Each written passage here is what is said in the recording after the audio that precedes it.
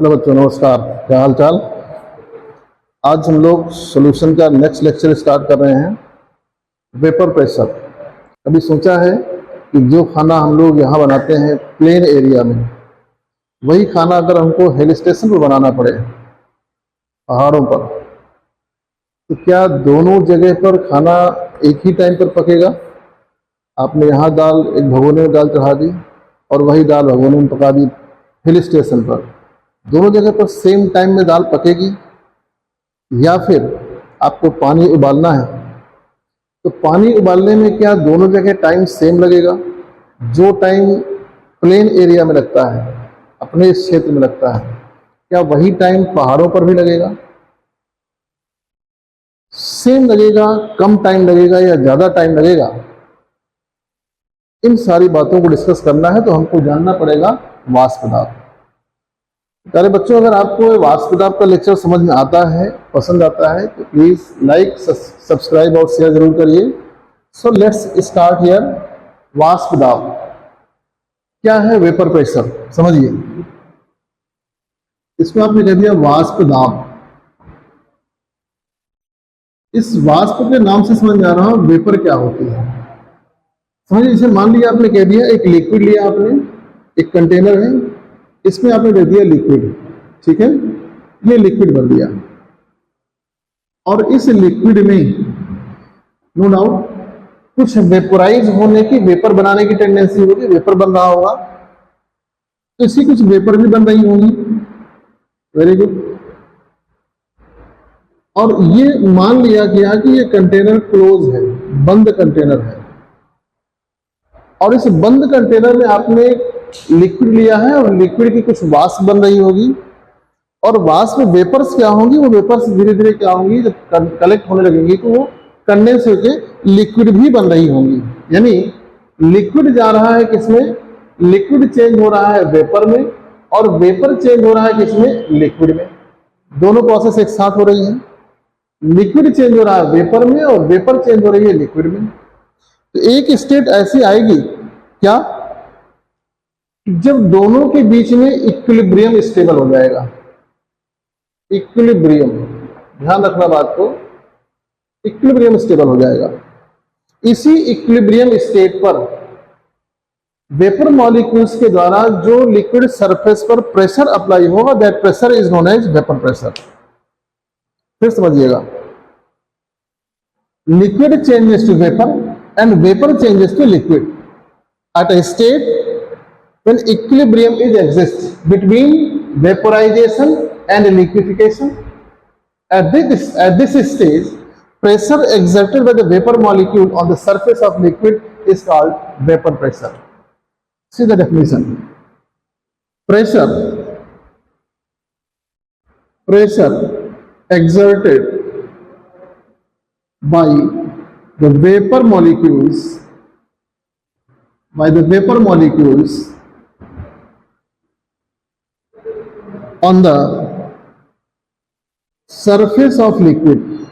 on the surface of liquid,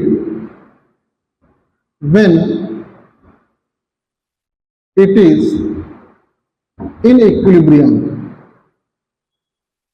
equilibrium क्या है आपको मालूम है? Equilibrium when rate of vaporization and rate of liquefaction both are equal. जिस स्टेट में वेपर बनने की दर और वेपर से लिक्विड बनने की दर बराबर हो जाती है, उसी को आप कहते हैं क्या? इक्विलिब्रियम। उसी स्टेट में वेपर मॉलिक्यूल्स के द्वारा जो लिक्विड सरफेस पर प्रेशर लगता है, उसी क्या कहते हैं आप? Vapour pressure. और इसी का जवाब आपको मिलेगा क्या? जब वेपर प्रेशर बढ़ेगा तो बॉइलिंग पॉइंट, और इसके लिए बॉइलिंग पॉइंट डेफिनेशन आनी चाहिए। बॉइलिंग पॉइंट डेफिनेशन होती है बेटा क्या? बॉइलिंग पॉइंट आप कहते हो the temperature at which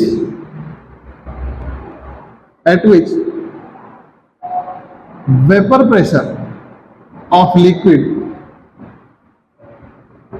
becomes equal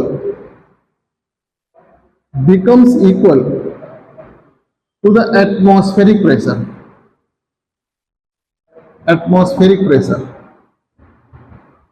is called boiling point of that liquid. अब जरा समझिएगा, आपने कहा जिस टेम्परेचर पर लिक्विड का वेपर प्रेशर एटमॉस्फेरिक प्रेशर के बराबर हो जाए, that temperature is known as boiling point. अब जरा समझिए, आपने कहा साहब ये लिक्विड है, मान लीजिए यहां पर जो एटमॉस्फेरिक प्रेशर है 1 atm है। अब इस 1 atm है और इसका जो वेपर प्रेशर है वो मान लीजिए 0.6 atm है। तो क्या इस समय ये लिक्विड बॉयल होगा? नहीं बॉयल होगा। अब क्या करेंगे, हम इसको हीट करेंगे, और जब हीट करोगे तो हीट करने पर इसके वेपर मॉलिक्यूल्स बढ़ जाएंगे, और जब वेपर मॉलिक्यूल्स बढ़ जाएंगे तो वेपर प्रेशर बढ़ जाएगा। वेपर प्रेशर बढ़ेगा यानी this vapour pressure increases to 1 atm। जब ये वेपर प्रेशर 1 atm के बराबर हो जाएगा, उस समय लिक्विड बॉयल होना स्टार्ट हो जाएगा, राइट। अब भाई साहब यहां पर जो हम इस समय बैठे हैं, यहां पर एटमॉस्फेरिक प्रेशर और हिल स्टेशन पर एटमॉस्फेरिक प्रेशर दोनों में अंतर है। जैसे जैसे हम ऊपर की तरफ बढ़ते हैं एटमॉस्फेरिक प्रेशर कम होने लगता है, एटमॉस्फेरिक प्रेशर कम होने लगता है। तो यहां पर मान लीजिए एक एग्जांपल लेटा मैंने बताया कि अगर ये 0.6 को 1 atm जाने में आपको 100 डिग्री सेल्सियस टेम्परेचर देना पड़ रहा है, और अगर आप हिल स्टेशन पर चले गए वहां पर एटमॉस्फेरिक प्रेशर आपके पास 0.8 atm है। 1 atm नहीं होगा, कम होगा, कुछ एटमॉस्फेरिक प्रेशर कम होगा जैसे जैसे ऊपर जाते हैं। अब एटमॉस्फेरिक प्रेशर 0.8 atm हो गया और आपके पास लिक्विड का वेपर प्रेशर 0.6 atm था, तो क्या अब इसको बॉयल होने के लिए एटमॉस्फेरिक प्रेशर में बराबर होने के लिए टेम्परेचर उतना ही देना पड़ेगा या कम देना पड़ेगा? आप कहोगे नहीं साहब, अब तो 0.6 से 0.8 तक ही जाना है बॉयल होने के लिए, और यहाँ पर 0.6 से 0.1 atm तक जाना था, इसलिए यहाँ टेम्परेचर ज्यादा लग रहा था और यहाँ टेम्परेचर कम लगेगा। हो सकता है 90 डिग्री सेल्सियस पर ही ये लिक्विड बॉयल होना स्टार्ट हो जाए, क्योंकि प्लेन में आपको इस 100 डिग्री सेल्सियस देना पड़ रहा था 0.6 से 1 atm तक जाने के लिए, क्योंकि यहाँ का जो वायुमंडलीय दाब है, एटमॉस्फेरिक प्रेशर है, वो 1 atm है। तो जब लिक्विड का वेपर प्रेशर एटमॉस्फेरिक प्रेशर के बराबर हो जाएगा तब लिक्विड बॉयल होना स्टार्ट होगा, उसको कहते हैं बॉइलिंग पॉइंट।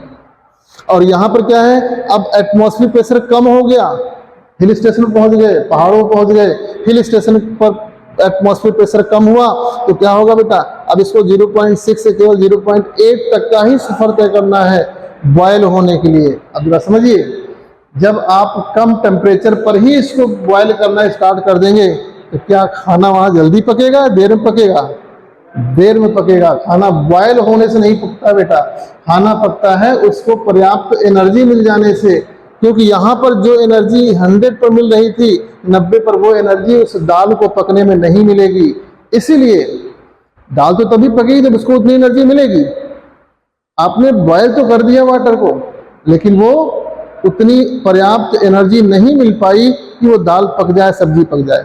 आपको उसको पकाने के लिए एनर्जी उतनी ही देनी पड़ेगी जितना प्लेन में दे रहे थे, उतना ही आपको हिल स्टेशन पर देना पड़ रहा था। तो आपको वहां पर खाना पकाने में ज्यादा टाइम लगेगा, क्योंकि वो बॉयल तो पहले ही स्टार्ट हो गया, लेकिन एनर्जी उतनी ही देनी पड़ेगी। ये आपने बताया साहब वेपर प्रेशर क्या है, वेपर प्रेशर। अब आपके पास सॉल्यूशन में समझिएगा 2 तरह के कंपोनेंट हैं, एक कंपोनेंट है सॉल्यूट, दूसरा कंपोनेंट है सॉल्वेंट। इसके लिए हम पढ़ते हैं राउल्स लॉ। आइए देखिए राउल्स लॉ क्या है। देखिए राउल्स लॉ पढ़ने से पहले एक चीज हम देखते हैं। मान लीजिए आपने कहा सॉल्वेंट, इस पूरे लेक्चर में आपको मैं सॉल्वेंट को ए मानूंगा, सॉल्वेंट को ए मानूंगा, और इसका जो वेपर प्रेशर होगा वो P0A होगा, प्योर सॉल्वेंट का। P0A क्या है? P0A बेटा ध्यान रखना, it is vapour pressure of pure solvent, pure solvent. और जो सोल्यूट होगा इसको B मानेंगे, और इसका जो वेपर प्रेशर होगा P0B होगा, यानी यह है vapour pressure of pure B, pure solute, यानी हम बी मान के चल रहे हैं सोल्यूट के लिए और ए मान के चल रहे हैं सॉल्वेंट के लिए। तो आपके पास एक कंडीशन ये बनती है कि हो सकता है दोनों कंपोनेंट सोल्यूट और सॉल्वेंट दोनों ही वोलेटाइल हों। उस कंडीशन देखिए क्या होता है। Case number 1, if both solute and solvents are volatile. आइए देखिए जरा, case number 1, if both solvent and solute are volatile। ये volatile क्या होते हैं मालूम है आपको? volatile का मतलब होता है बेटा कि जिनको वेपोराइज हो सकते हो। नॉर्मली ऐसे रख दीजिए और क्या होंगे, उसके मॉलिक्यूल धीरे धीरे वेपर्स में बदलने लगते हैं, वो होते हैं वोलेटाइल्स, वाष्पीकृत होने लगते हैं, वेपोराइज होने लगते हैं, दैट इज वोलेटाइल। यहां पर आपने कहा सोल्यूट और सॉल्वेंट दोनों ही वोलेटाइल हैं। तो राउल्ट साहब ने क्या कहा, समझिए राउल्ट लॉ। राउल्ट साहब ने यह कहा कि ऐसी कंडीशन में जो सॉल्यूशन का टोटल वेपर प्रेशर होगा, यानी PS, that is equal to partial vapour pressure of A plus partial vapour pressure of B. ये है राउल्ट लॉ। अब partial vapour pressure of A और partial vapour pressure of B दोनों के partial vapour pressure के सम के बराबर होगा। भाई component A volatile, component B volatile, दोनों वोलेटाइल हैं। अब क्वेश्चन ये है कि साहब ये पार्शियल वेपर प्रेशर कैसे निकालेंगे? इसके लिए डाल्टन्स लॉ आता है, डाल्टन थ्योरी आती है। क्या डाल्टन लॉ है कि जो पार्शियल वेपर प्रेशर है, partial vapour pressure is equal to, directly proportional to कह सकते हैं, समझिए जरा। डाल्टन्स लॉ ये कहता है, डाल्टन्स लॉ कहता है कि जो पार्शियल वेपर प्रेशर है, partial vapour pressure is directly proportional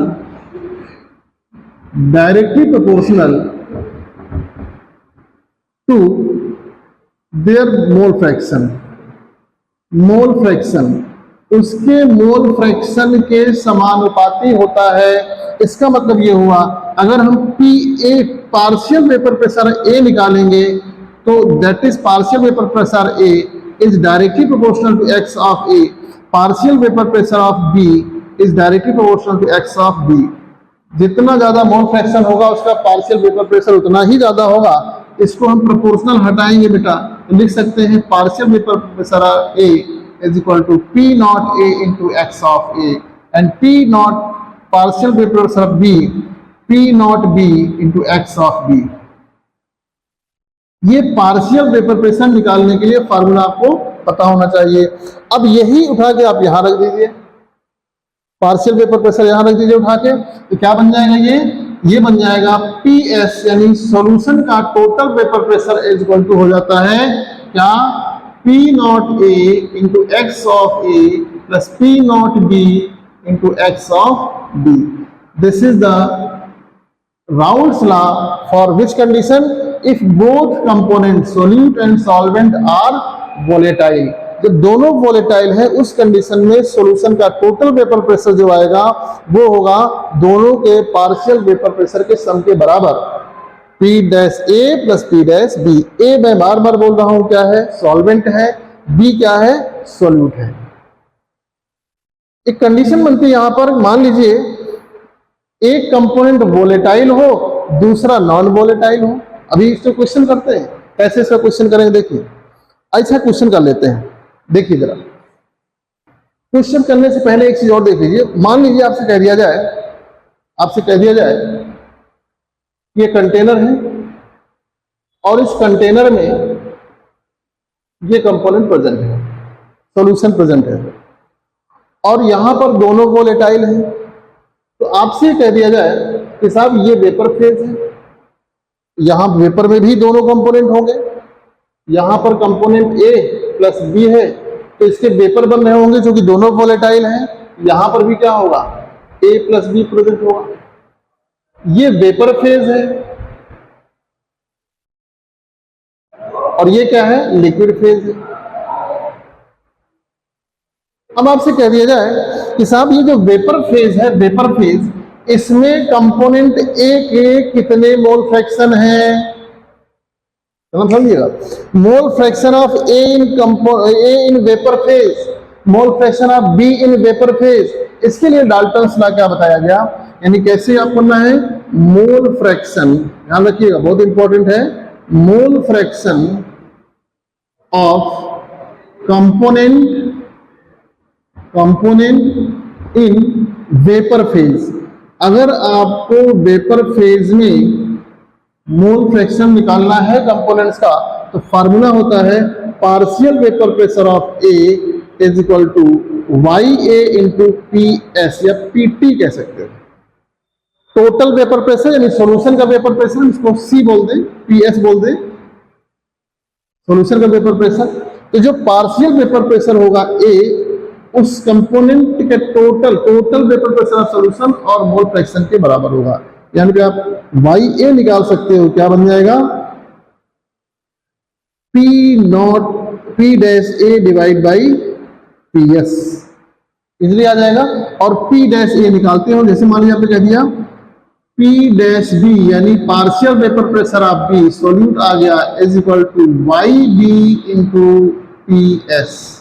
यहां पर कंपोनेंट वाई का, कंपोनेंट बी का आप वेपर फेज में क्या निकाल सकते हो, मोल फ्रैक्शन, ये हो जाएगा P dash B divide by P S.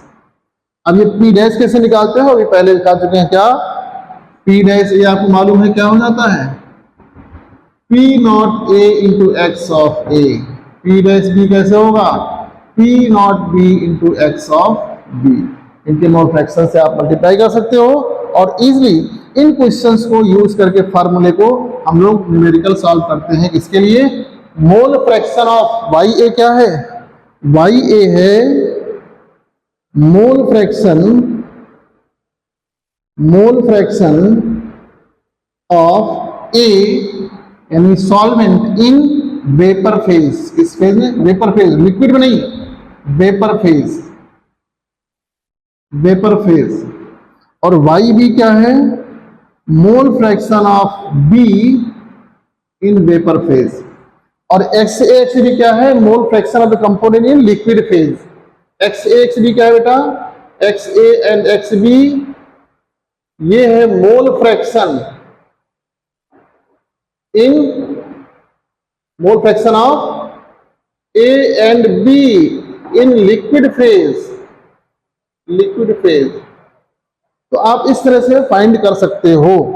एक बहुत इंपॉर्टेंट न्यूमेरिकल, दोनों को अप्लाई करके क्वेश्चन बताते हैं, देखिए जरा कैसे इसको हम लोग सॉल्व करते हैं, ठीक है। आइए देखिए क्या क्वेश्चन है, कह रहे हैं 32 gram methanol and 23 gram ethanol forms an ideal solution at 300 kelvin. 32 gram methanol है और 23 ग्राम एथेनॉल है, 300 केल्विन पर ये आइडियल सॉल्यूशन बनाते हैं, ठीक है, कोई बात नहीं।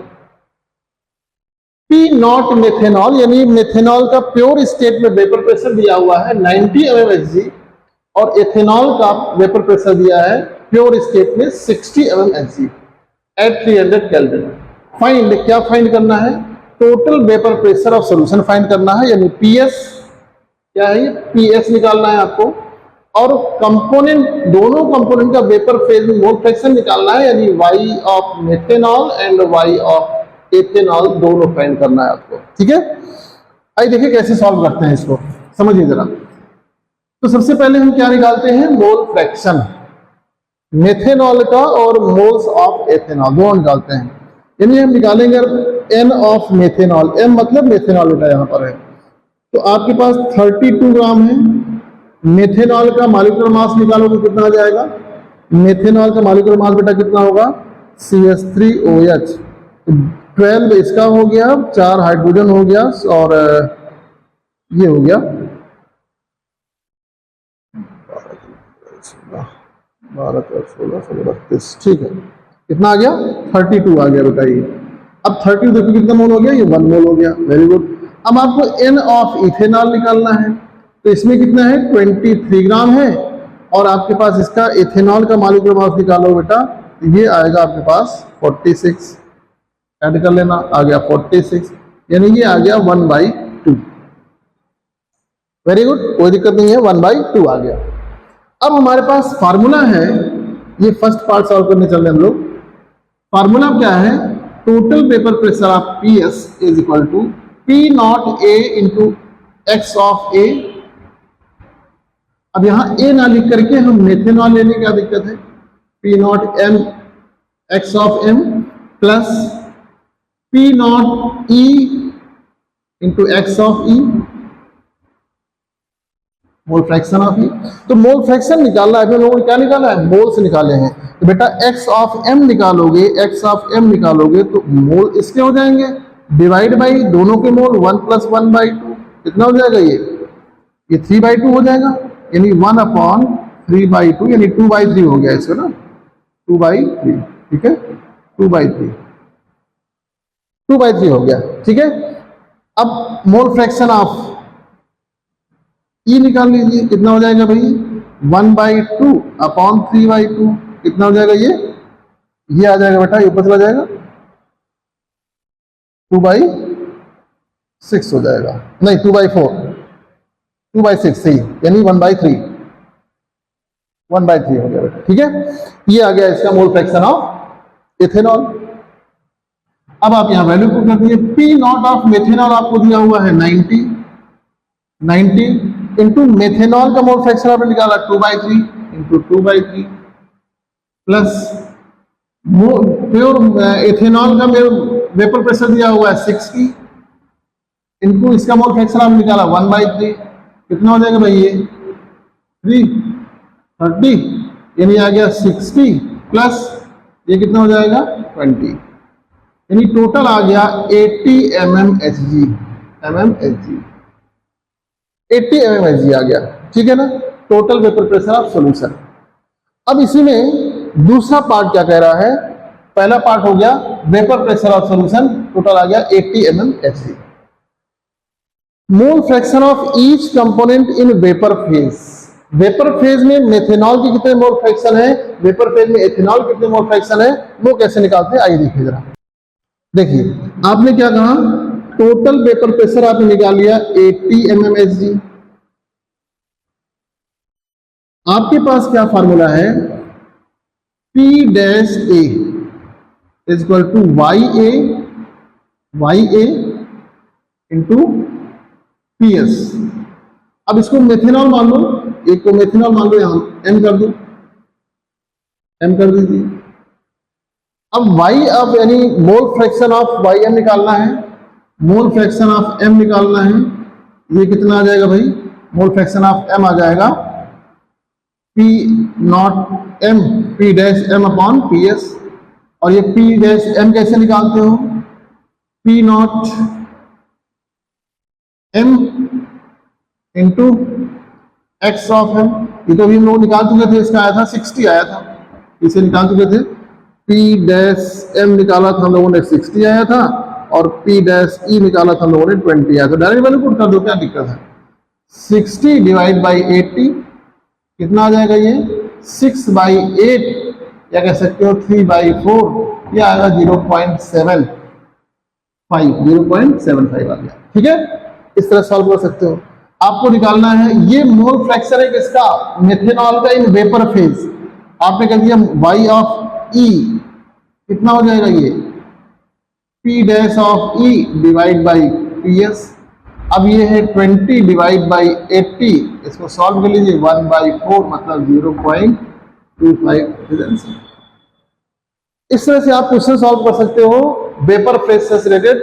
वेपर प्रेशर, सॉल्यूशन का वेपर प्रेशर कैसे निकालना है, और वेपर फेज में कंपोनेंट्स के मोल फ्रैक्शन कैसे निकालने हैं। दूसरा केस बनता है इसमें बेटा कैसा? Number 2, if one of the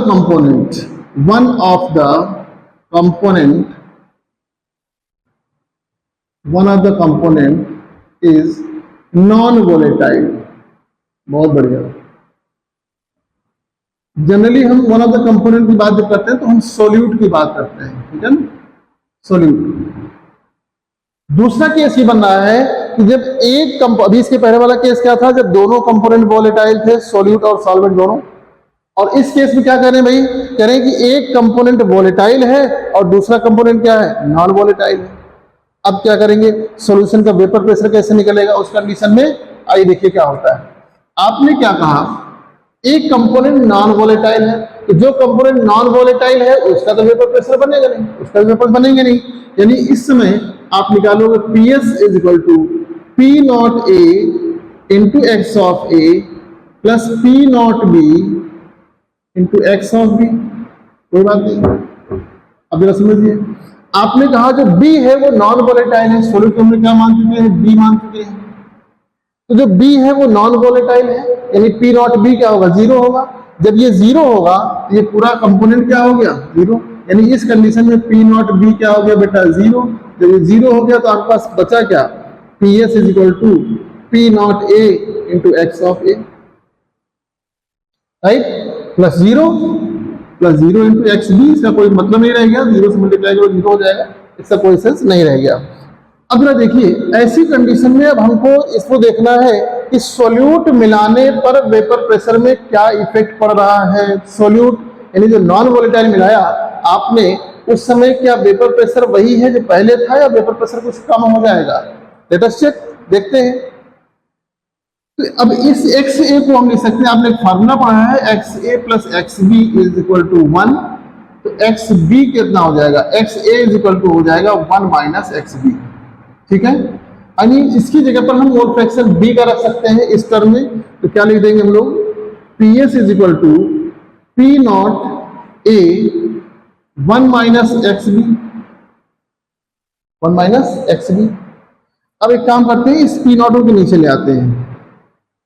P not A sorry PS divide by P not A 1 minus x of B। अब इसको इस तरफ ले जाते हैं और इसको इधर ले आते हैं। इसी को हम कैसे लिख सकते हैं, जरा देखिए। इसी को लिख सकते हैं 1 minus P not PS upon P not A is equal to x of B लिख सकते हैं। आपने यहां पर P नॉट A एलसीएम ले लिया, इसको हम इधर ले गए और इसको इधर ले आए, ये आ गया। ये प्लस हो जाएगा, यार माइनस हो जाएगा। यहां पर एलसीएम आपने लिया P नॉट A, तो क्या ऊपर बचा, P not A minus PS is equal to x of solute, X of B। और B है क्या बेटा, B क्या है, ये सोल्यूट ही तो है। अब ये जो P not A minus PS upon P not A आया है, इसको हम कहते हैं relative lowering of vapour pressure. क्या कहते हैं, ये जो P not A minus PS divide by P not A, इसको कहा जाता है रिलेटिव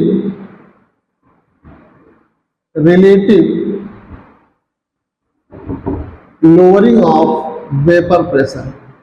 इसका मतलब ये हुआ कि relative lowering of vapour pressure is equal to mole fraction of solute, यानी P not minus PS divide by P not is equal to x of solute, X of solute, mole fraction of solute. ध्यान रखिए इस बात को।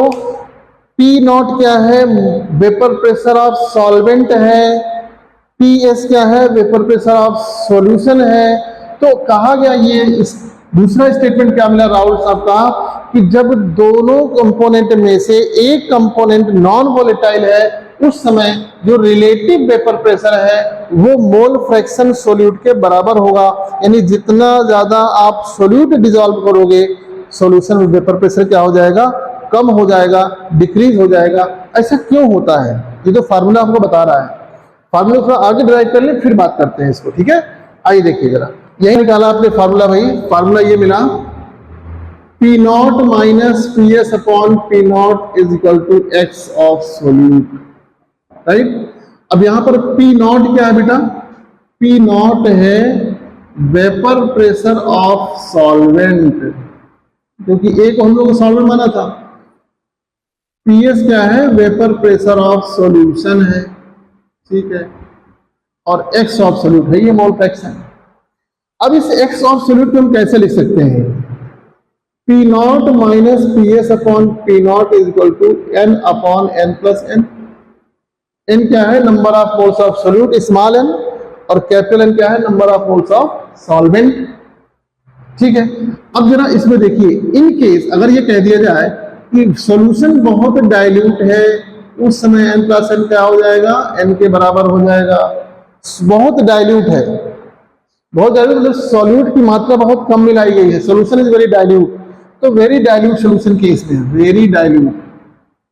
अब अगर ये कह दिया जाए कि 1 लीटर में 2 ग्राम मिला दिया चीनी, अब 1 लीटर पानी में 2 ग्राम चीनी मिला दोगे तो बेटा उसमें क्या असर करेगा, है ना? फॉर वेरी डाइल्यूट सॉल्यूशन, लेकिन इफेक्ट तो पड़ेगा। उस कंडीशन में क्या इफेक्ट पड़ेगा? तो उस समय n plus N is almost equal to n मान लिया, तो फॉर्मूला क्या बन गया? P nought minus P S upon P nought is equal to n upon n। अब ये n क्या है? Number of moles of solute, यानी इसको हम निकाल सकते हैं small w small m dash capital W capital m dash. m dash मतलब मॉलिक्यूलर मास, यानी हम लिख सकते हैं क्या? P nought minus P S upon P nought is equal to, ये m ऊपर चला जाएगा, ये w यहां चला आएगा, यानी small w m dash small m dash capital W। ये आप यूज कर सकते हो, न्यूमेरिकल के पॉइंट ऑफ व्यू से यूज होता है फार्मूला, बहुत इंपॉर्टेंट है। यहाँ पर ये स्मॉल w क्या है बेटा? जो इस तरह से डिजाइन जिसमें पूंछ निकली हुई है, इसको क्या बोलोगे? ये है weight of solute, weight of solute किसमें? ग्राम में। कैपिटल W क्या है? वेट ऑफ सॉल्वेंट है बेटा, वेट ऑफ सॉल्वेंट है। m डैश स्मॉल ये क्या है? ये है molecular mass of solute, molecular mass of solute. Mole से ऐसे निकालते हो, मोल ही निकाला है आपने, और कैपिटल M डैश है मॉलिक्यूलर मास ऑफ सॉल्वेंट। तो इस तरह से आप इसको राउल्ट्स लॉ की 2 कंडीशन आपने बताई। पहली कंडीशन, दोनों कंपोनेंट वोलेटाइल हो, उस समय कैसे निकालते हैं सॉल्यूशन वेपर प्रेशर। दूसरी कंडीशन आपने बताई कि जब एक कंपोनेंट वोलेटाइल हो, दूसरा कंपोनेंट नॉन वोलेटाइल हो। इनको अप्लाई करते हैं। तो नेक्स्ट लेक्चर हम लोग बात करेंगे आइडियल और नॉन आइडियल सॉल्यूशन का।